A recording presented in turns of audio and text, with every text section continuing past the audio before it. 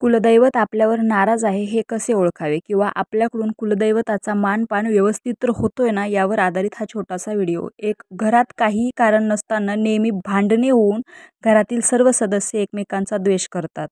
ही कुलदैवत दोषाची लक्षणे आहेत. 2, कुटुंबात काहींना कुठला तरी आजार सतत चालू राहणे किंवा किरकोळ आजार बळावून आर्थिक आणि मानसिक हानी होणे.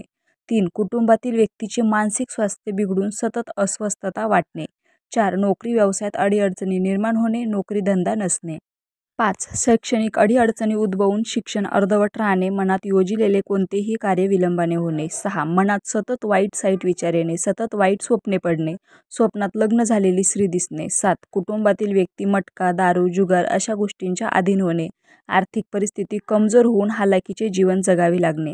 मग कुलदैवत प्रसन्न करण्यासाठी नक्की काय उपाय करावे? 1, कुलदेवीचे टाक अथवा मूर्ती किंवा यापैकी एक तरी तुमच्या घरात असायलाच हवीत आणि त्याची तुम्ही देव्हाऱ्यात नित्यनेमाने मनोभावे रोज पूजा करावी. 2, वर्षातून एकदा तरी कुलदेवाला देवीला जाऊन दर्शन घ्यावे. पूर्ण कुटुंब किंवा कुटुंबातील कोणीही एका व्यक्तीने तरी दर्शन घ्यावे. 3, रोज कुलदेवीच्या मंत्राचा जप करावा. रोज कमीत कमी 1 माळ तरी जप करावा. 4, कुलदेवतेच्या वारी उपवास करावा. खास करून कुटुंब प्रमुख किंवा मुख्य महिलांनी हा उपवास करावा. तो संपूर्ण कुटुंबाला लाभदायक ठरतो. रामकृष्ण हरी.